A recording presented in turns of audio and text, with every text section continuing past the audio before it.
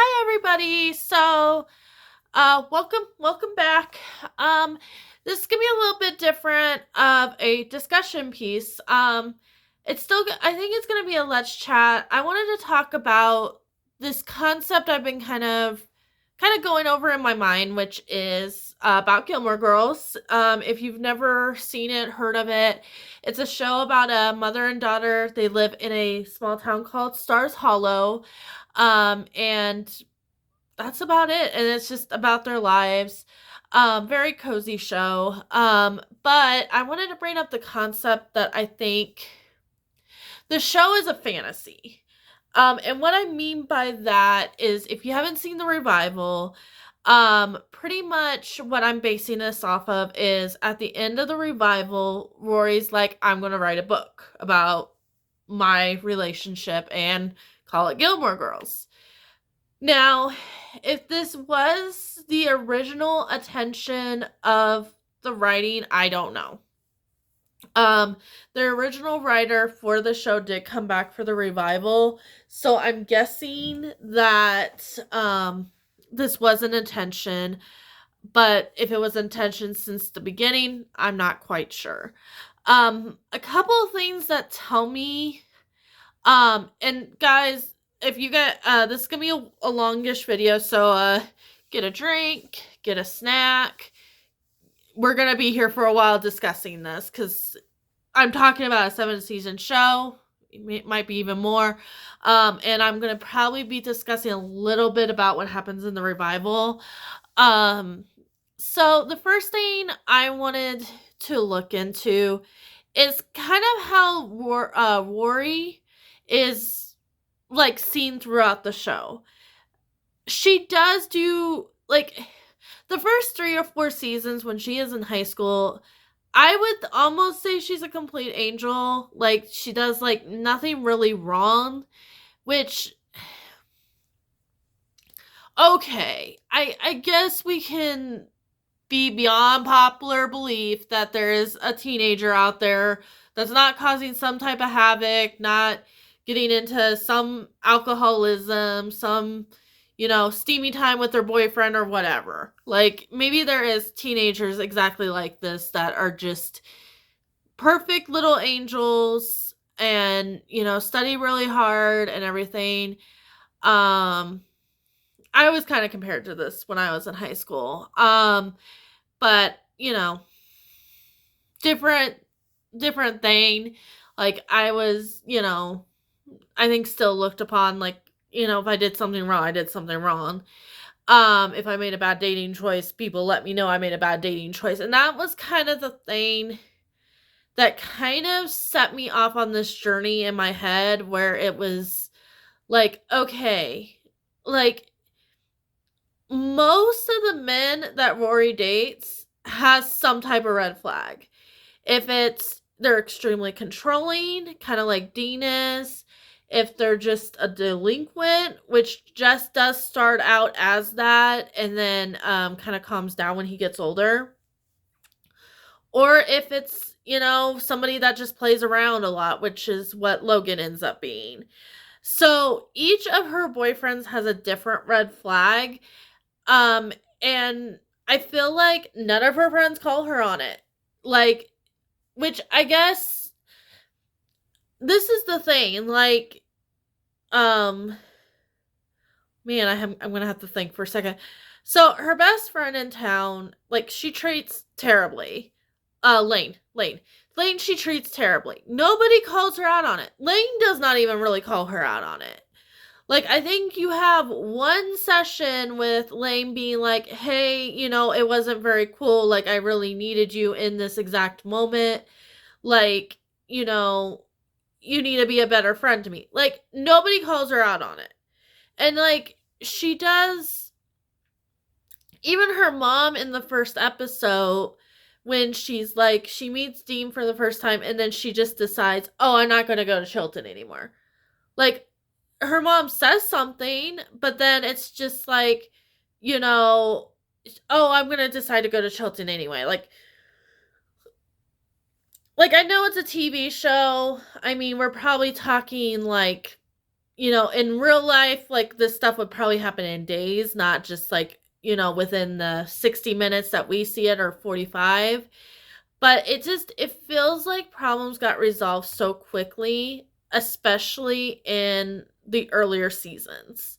So it's this whole thing. It's like, okay, like, it's just a whole bunch of conveniences.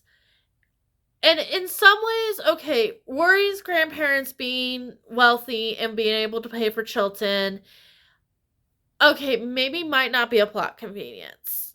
Like, it just kind of depends on where you're thinking. Like, it does sound like mostly, like, I think in some ways, like, having to be back with the grandparents, because you hear that, they've been talking to the grandparents. Like, it's not like they were totally 100% no communication with these people. So part of it is like, yes, it's believable that, the grandparents are rich. It is believable. Like, everything around Lorelai seems real. Like, her relationship with her parents, the drama that they all three of them cause with each other, that seems real. And then them to automatically like Rory seems legit. Like, I think in all actuality, like, it would make sense, because they're feeling like, oh, Rory is this second chance of redemption because our daughter made a mistake. And I think that's how they see Rory. And it would be believable. It would be believable that her grandparents would be so cold. Like, her grandpa, like, in the first couple episodes, is very cold with her at dinner. Like, that is believable. But they put her on such a high pedestal. Like, by the time she is, like, we're in the second, third season, Rory is, like, on this pedestal that nobody can climb. Like, everybody, like, in her head, she's, like, on top of the world. This is why I'm thinking by the time she gets to college, this is kind of where she actually is. Like, it feels like the first couple of seasons, her going to Chilton, her becoming valedictorian, which in some ways made sense, some ways they didn't. I do in some ways think it's a character, like, okay, it's called the Gilmore Girls. Like, it wouldn't make sense for Rory not to be valedictorian. Like, she's considered the smartest person in the show. Yes, she would be valedictorian. Like, she's been Paris a couple of times, and it seems like intelligence. So, but at the same time, when we think about Rory's intelligence for a second, yes, she likes to read books. She reads very complex books. I've seen the list of books that she reads during the series. But it's this whole thing of, okay, is she intelligent because she's intelligent, or is it because of who she's being compared to? Obviously, when we really think about it, obviously she's going to be more extreme than the kids going to the regular Stars Hollow high school, because, it's a small school, the education might not be so vast, and Rory herself is going way beyond the curriculum to show, yes, like, I understand advanced, situations, advanced topics. And then you get her to Chilton, where it's like, you still have, like, the Richie Rich, like, just got there because of, mommy and daddy's money. But when it's like, you have her and Paris going head to head, intelligent wise, like, Paris understands what it is to get into an Ivy League school. Not saying both of them couldn't, But it was very interesting to me because Paris, did all the extracurricular activities and everything. So it's like, in some ways, I feel like that should have put her in like the valedictorian thing. But then it's like, okay, if you're writing this, like, as somebody, that's writing kind of like a fantasy of their life, yes, you would be valedictorian. You would be on, keep on the highest pedestal. Like, you wouldn't have Paris win, and then you would have Paris, like, becoming your best friend. It's like this kind of defeating evil thing. If we're talking about like writing a story based off of our lives, that's how I kind of see Rory's and Paris's relationship. It's not like it's a complete and total friendship. Like, I think they do become friendly, especially towards the end. But at the same time, during the revival, they're not really talking too much. And Rory's not really talking to anybody really that she was friends with. I think she talks to Lane once. She might talk to Paris once, but you can tell like she's broken all her relationships. So it's like, and I think a lot of this is to do with the season that we'll get to, where I feel like we're breaking that fantasy and coming into reality. And yes, this might be a very extreme video and extreme opinions flying your way, but I just wanted to get this out here. Nobody has to agree with me. If you don't agree with me, you can always come into the comments and kind of talk it out, and we can definitely do that. But, it's interesting because of the fact that, we don't really know. Like, and I feel like, what are the recs to get into Chilton? Like, and I think that was something that led me to think about this whole thing, because if Chilton's like prep for Ivy League schools, for example, you would think that they wouldn't want just grades and a test score, but they would want some type of extracurricular activities or something to really prove that you belong here, especially if you're talking about like a scholarship student. And as far as what we could see as an audience, Rory just reads books. Like, she doesn't seem like she has any extracurricular activities besides that. And then she, at the end, just ends up being, a journalist, a writer, because that's what she wants to do. But to me, like, you would have to have a little bit more to become, like, a scholarship student to such a high school. I know she still has that Gilmore name, but somebody mentioned in a video, and I'm not sure who, there's no alumni to Chilton. Her mom didn't even go to Chilton. So it's somebody that is pretty much brand new on the block. You have to prove yourself, like, a lot. And I think, like, and I believe, like, she's smart enough to, get the high grades, especially, like, this was my other thing. Like, why did they accept her in the middle of a term? Like, they could have just accepted her, like junior year. I think she either goes freshman or sophomore. So, like, the next year would have been made more sense. Now, maybe that's just how they do it, but that just seems more like how they would have handled that, other than, it's the middle of the year. Now, sorry guys. Now, there's something to this that's interesting, is, that fact.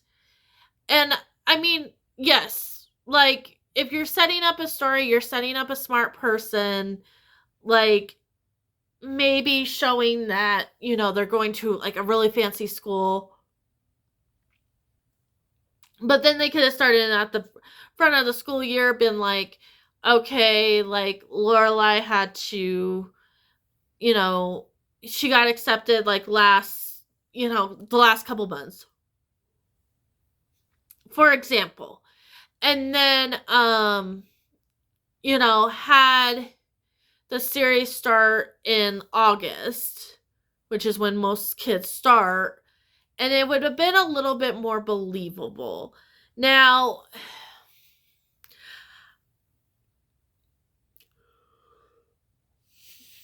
maybe she dreamed it up. I mean, if we're going through the fantasy realm of this, like, she could have been like, I dreamed it up, and she was really in the old school, and then she,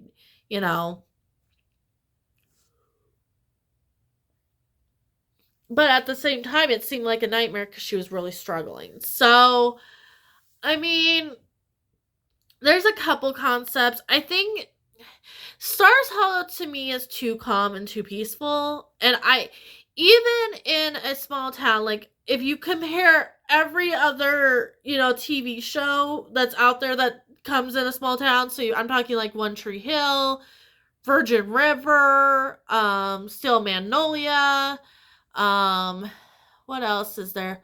Like Buffy. I know that's kind of an extreme, but all those, there's so much drama. And there's so much between the characters. Like, and that's the thing about Stars Hollow. There's no conflict. So it just seems a little too cookie cutter perfect. Like, nobody, like, not like I have to say, like, I want murder in my show. Like, it doesn't need to be like that. But at the same time, it's like nobody has conflict between each other. Everybody's just all up and dandy. Everything's cool. I think most of the conflict becomes, like, internal, where it's like, it's Paris against Rory. It's, like, Lorelai against her parents. And so it's like Luke against somebody. And that was the thing, too, where, like, I feel like we got a little bit more into the real world because Lorelai and Luke were finally getting conflict. And I think there's one thing, like, I don't like about Lorelai and Luke's relationship and them getting together, even though they're going to eventually, is most of their relationship has been no conflict. And then, I'd like to say his daughter's name was April. April comes into the picture and there's a whole bunch of issues. And I'm like, it doesn't make sense because of the fact that Lorelai was a single mother and she should have an understanding that maybe, Luke needs to try to balance it out. And that's the conversation I would have had with him. Instead of, like, totally breaking up, like, give him some time to learn balance. Like, this is new to him, even though you've been doing it for, I think, Rory's, like, in her 20s by this point.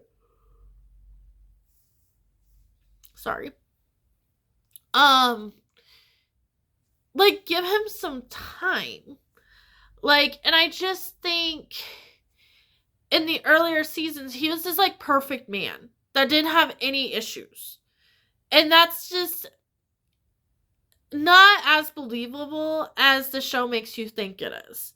Like, obviously, Jess does come into the picture, and that does cause some conflict, especially when Jess gets in that car accident, Rory gets hurt, Lorelai gets mad at Luke.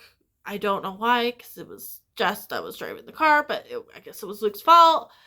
But it was just the whole thing.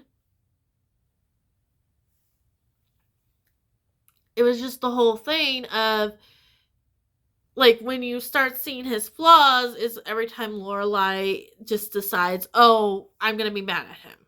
Like, you can't be mad at him, like, he's not perfect. And I think what's kind of interesting is when you compare even, like, a character like Christopher to his show counterpart to the revival, like, it's a whole different person. Like, Christopher in the show comes up every so often. Like, and it seems like him and Lorelai have this on and off again relationship with each other. Like, he doesn't do anything wrong. She doesn't really get mad at him. I think Rory gets mad at Christopher a little bit more than Lorelai does because, Rory's like, okay, you said that you would be involved in this. Like, you said that this is the time that you're going to be involved in my life and everything, and then he keeps on failing, which makes sense. But Lorelai's like, okay, like, makes a whole bunch of excuses for him and everything else. And I don't know. It's like, it's vice versa. And I mean, couple of the other... Sorry, guys. A couple of the other guys that are involved in Lorelai's life are kind of, like, they don't seem like they give out the red flags. It seems like Rorys Men, yeah, a whole bunch of red flags. But it seems like Lorelai doesn't, the men just do not seem like, why are they so cookie cutter? Like, why are they so, green everything around? Like, and I'm not saying they were perfect. Like, to me, like, a teacher dating a mother, like, when they're, like, that was not great. They did try to keep it on the download as much, so. Sorry, guys. But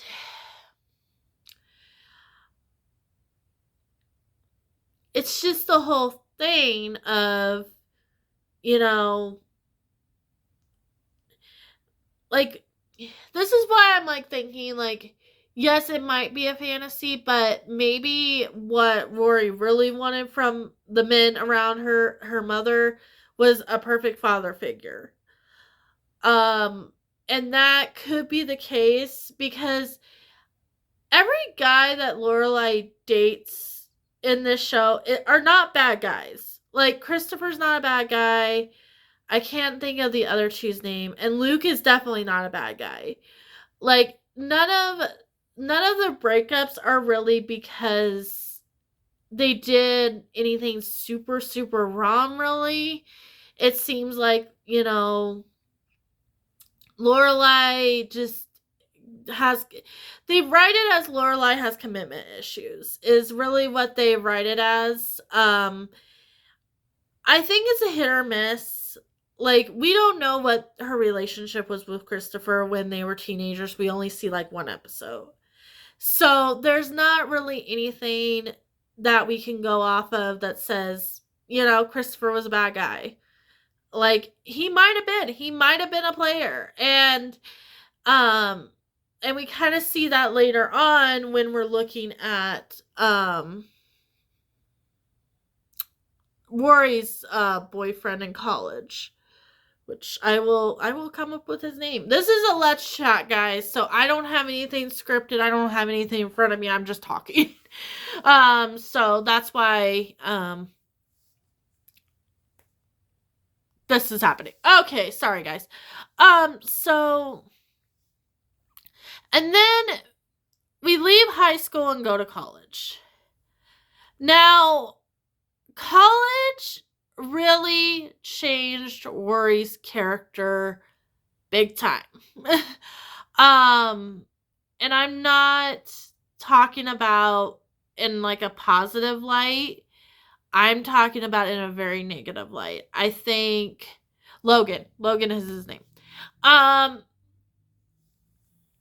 And it makes it makes all the other characters go in different directions for me, especially the men around Rory. And then we'll get into kind of the revival.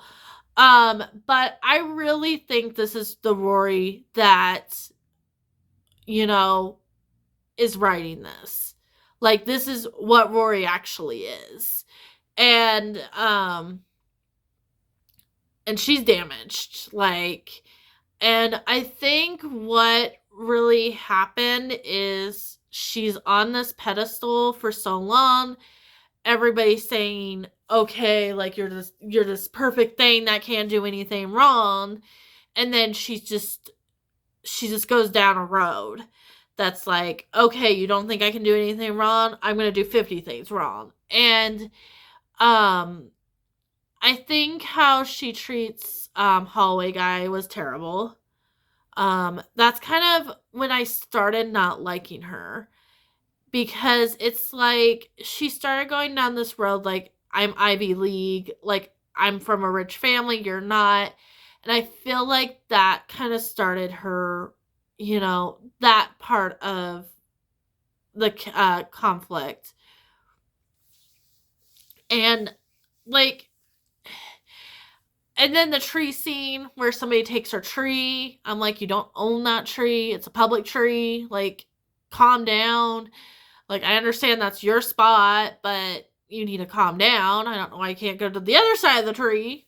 Like, but we really see that elitism that I think if she wasn't writing it as a fantasy, we wouldn't see at all. We would see the perfect little angel Rory until Logan comes around. Like, Logan's the bad guy. Is kind of what it seems like to me, because he really pushes it out of her like, you're one of us. You're not one of them. Because when Dean tries to get back with her once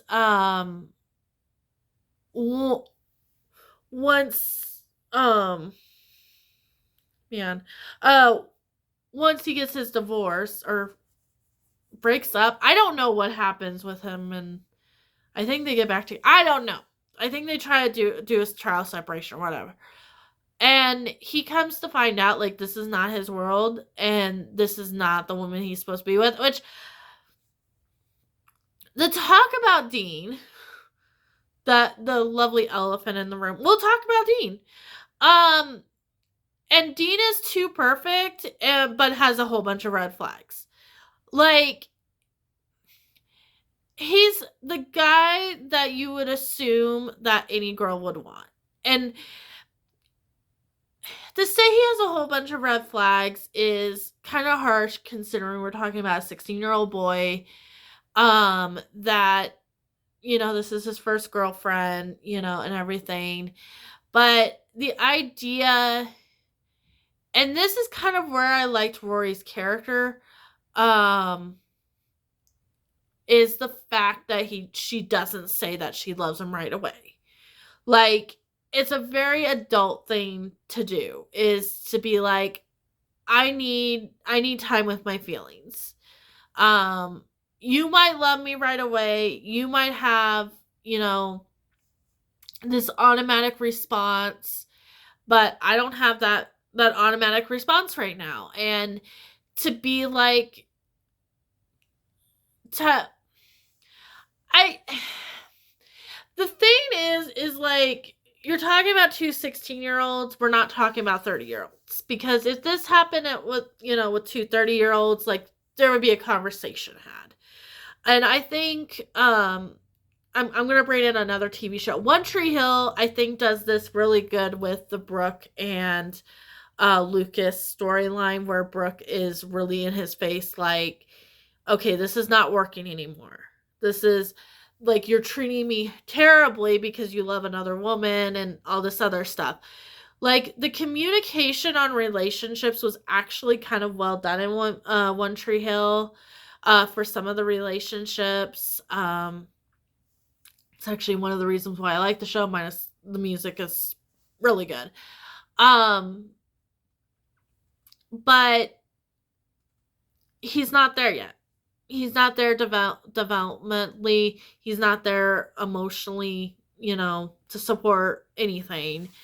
And I think this is where, the main thing is, because then Jess comes into the picture. Jess is our reality. Okay? Jess is the average bad boy, and she could have written him as a fantasy, but if we're talking, and it seemed a little too perfect because it's like good girl, bad girl. No, not good girl, bad girl. Good girl, bad boy trope. And that could have been written as a fantasy. I don't really think so. I think really Dean was the fantasy. Jess was the reality. Jess was the reality of this is really because of how you're going to turn out is what you're going to need, who you're going to really need in your life to put you back on the road to your goals and stuff. And we're going to get into the whole, I think this would be a good time, even though, Jess had his red flags and everything, but I think older Jess, when we're talking older seasons, when Rory's in college, really becomes a really good character. I really ended up, I think in some ways, if they were to do another season and everything, I would really like her with Jess. I think older them are a really good couple. They seem like they understand each other. He can keep her in line, not, kind of remind her where she comes from. And not lead her down the path of where Logan leads her, which is the elitist path. Like, really, Jess is like, no, this is who you really are, which is the girl that he met in high school. And she might not be completely that. She has her flaws and stuff, but I think even if it wasn't a fantasy, if this was really what it was, like, Jess would be like the good compass to lead her back to that. And I think the end of the series, when she finally graduates college, says no to Logan, like, it seems like she's heading onto a really good path. She's going to follow a presidential campaign. And then we have the whole thing of the revival. But before we talk about the revival, I want to talk about Rory dropping out of Yale. This was, a few things happened that I think she needed to go through. One, Logan's father saying she was not a good journalist. That needed to happen. She needed a reality check. That she could be good. Like, don't get me wrong. She could be a good journalist. And it was a very harsh thing to say, but if you have an intern and they're not showing the aptitude that they need for this job that they're interning for or following you around, like, they need the harsh reality, like, maybe you need to go down a different career path. And that's why I think she's a better author than a journalist. Like, I don't think she's witted, like, she's still kind of, I don't know, she gives me off the vibe that she's like better than everybody else and everything, and I just think it doesn't work in journalism. You have to, like, even yourself out with people. You have to get the story. Like, you have to be willing to do whatever it takes to get a good story, and I just don't think she was there. So we have that. We have the stealing of the boat because of that, which was very childish. Like, the stealing of the boat, just because somebody says you're not good enough, you're showing your childish behavior. I was not, like, I was probably like everybody else. Like, I think she deserved the road that she went down. And then she moves in with her grandparents because her mom's like, if you're going to drop out of Yale, I'm not dealing with you, which, good on Lorelai. You know, if that's how she feels, fine. Like, I don't think Lorelai's really the villain of this, like, at all. And her mom might be showing her true colors too, because if she really had this behavior when she was young, but us as an audience just saw her angel behavior, I can understand. But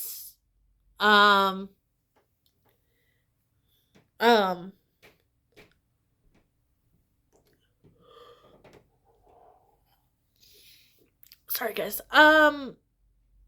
But you know, they do make up, and I think they needed to. I think that was a realistic thing. Like, I don't think her mom was going to be mad at her forever for it, but she needed a reality check. Like, she needed her mom to be like, yeah, I need a break from you right now. And I think that was when Jess came in, being kind of the superhero compass, like yelling, why did you drop out of Yale? Like, not because like, he didn't even bother with the whole, like, why did you do all that other stuff? Why did you drop out of Yale? And I think that's the big transition. And Logan's not the one that promotes it. Like, Logan could care less, really. I feel like this is, like, a Dean and a Logan thing that I don't like, is, like, it doesn't fully feel like they support her educational needs like Jess does. And then when it comes to the revival, Jess is the one that's sitting there, like, promoting her to write her book.